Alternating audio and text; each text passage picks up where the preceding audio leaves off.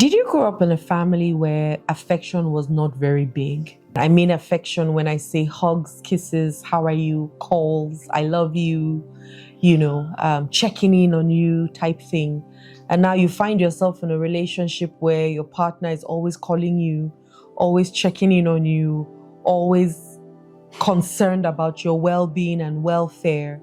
And maybe you have children who have also taken the side of your partner, who is also huggy and kissy and touchy and lovey and dovey, and you are annoyed.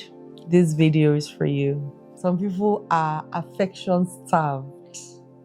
They grew up with parents who didn't know how to give affection. Up until my dad died, I'm not sure he ever opened his mouth to say, I love you. Even when I said, I love you, he would say, me too. And I used to say, Daddy, what does me too mean? Say, I love you too. And it was a problem for him. We used to force him to say it, right? It took a while also, even before my mom started to say, I love you. I think because we said it a lot more often, well, I said it a lot more often, that she started getting more comfortable to saying it. And I started saying it just because I felt like, I actually love love.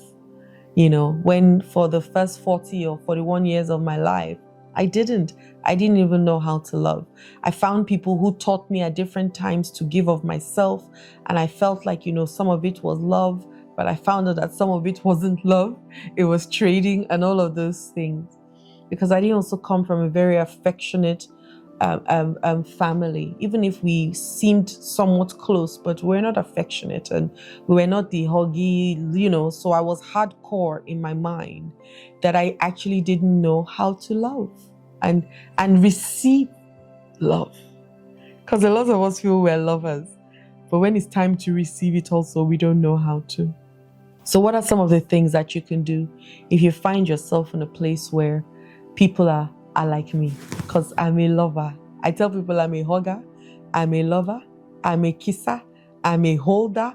I mean, like if you spend time with me, sometimes I literally have to hold my hands like this when I'm with people, because my natural self will want to touch your face, whether man or woman, touch your face. I want to help you make your shirt straight.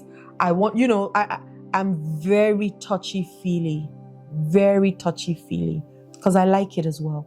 So the people that know me. Sometimes in the office, one of my colleagues will stand on my shoulder and you see her rub my shoulder. She'll say, I know you like it. I'll say yes, So I've embraced who I am. I'm not in one way ashamed of who I am and what I love to do and how I bring myself to the table, because vulnerability for me is one of the things that I do so well, right? I carry all of me boldly and unapologetically everywhere I go to, with the good and the bad, whatever you call it. I'm okay with it. Right? So if people say, you're too, thank you very much, you are right. If another person says you're too, thank you very much. I'm not even trying to argue with you that I'm not who you say I am. The most important thing is who I say I am. And it makes it easy for me to connect with people.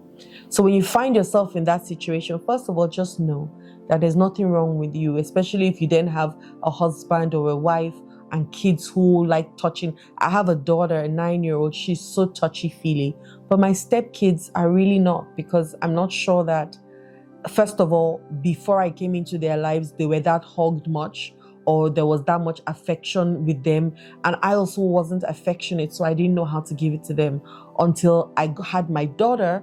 And I started to grow and evolve as a human being, and I started to like myself.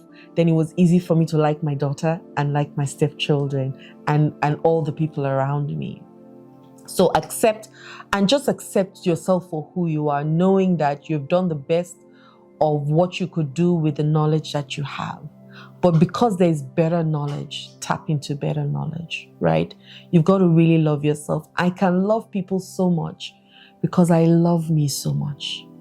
And this is one thing that I see a lot of people struggling with, the love for themselves. Sometimes I kiss myself, I hug myself, because I love me so much. And I've come to accept me for the me that I am today, knowing that if I have new knowledge tomorrow, I will apply it also. Also knowing that the knowledge that I didn't have yesterday, I could not apply, period. So what am I able to do differently? I love me so much. I love God, and I know that God loves me so much that I don't have to do anything to clear myself from being a sinner, because I am not one. Right? The way that I believe about my religion or my relationship with God is so different. And I know that the way God loves me is to the extent at which I love me. And because I so love me, I know that God so loves me, and vice versa, because we're one, aren't we? Well, I believe so. So what can you do differently? Acknowledge where you are, right? I had to acknowledge where I was, but I didn't stay there.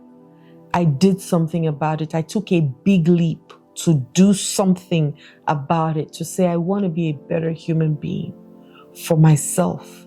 And then I want to be a better human being for my daughter. She was my only motivating force, as at the time when change started to happen for me. She started the change in my life. And so I just feel like, and I know that God knew I needed her in my life at a time like this, and that's why he gave her to me at the time I had her, right? And so I'm very, very aware of that, very aware. And because now I'm a touchy-feely, she's also the same. She comes to me, mommy, hug, mommy, kiss, mommy, can you hold me to sleep? Mommy, I missed you yesterday when you were not here. I cried to sleep because you were not, because I've taught her that it's okay to be expressive. It's okay. It's okay to want 20 hugs. It's okay, right? It's okay. There's nothing wrong with it. In fact, you develop faster, and good hormones and feelings flow in your body better when you're actually touchy-feely. You actually need it. Affection actually heals you more than it heals the other person. But imagine two broken people giving each other affection. Both of you are healing together. And that's what a marriage is meant to be for. You both coming together to help yourselves heal and grow together. But we don't do that. We backbite, we fight, we blame, we shame, and then eventually we get divorced and we move on, having learned nothing. So we've got to do things differently and make sure that we accept where we are, yes, but that's not enough. We've got to do something about it. Get up and find help. Find help, because affection and connection, every human being needs. In fact, you live longer with connection and affection, and you live you're less longer, if there's anything like that. Right? Your quality of life is so much better with affection in it, and attention and comfort and closeness and connection. Your life is less flourishing when you don't have all those things that I just mentioned. So you've got to cultivate it, but you start with giving yourself it, becoming that person that can give it to other people, and then you attract the people that will also reciprocate it and give it back to you. Seek help. Like I said, seek help, seek help, seek help. And then the last thing that I'll say actually is trust yourself. Trust that you will choose the right people for you to give affection to. That not everybody is out to hurt you or break your heart. Believe that. Believe that there are people who really genuinely care about you. Believe that there are people who really genuinely love you and want the best for you. Believe that there are women out there who want to support you every step of the way. Believe that there are men out there who want to support you every step of the way. Just believe that God also is love, and he wants the best for you, and you will attract only the right people for you for the right reason, season, at every point in time for yourself. Believe that. And whatever you believe, you first become, and then you attract. So do it in that step, okay? Love people, but love you first. Give yourself affection, give yourself attention. The people that you're expecting to send you text messages, send yourself text. If I tell you some of the things I do, you'll be amazed. Send yourself text messages. Just say, I see you, Diola, I love you. Send yourself emails. Send yourself all the things you are waiting for other people to do for you. Do it for yourself. Your mind doesn't know the difference that it came from you to you. If you send a message to yourself and you receive it, it will just be like, oh, wow. That's how it will be. You're not going to be thinking, oh, but I sent it to myself now. You will first accept it and be like, yay, you'll be excited. Well, at least I am. I don't know about other people, but I'm easily excitable. Easily. Because I know what it does for me as a human being. I know what it does for my body. I know what it does for my organs. I know what it does for my brain. I know all the benefits of it. And so I tap into it with all that I am.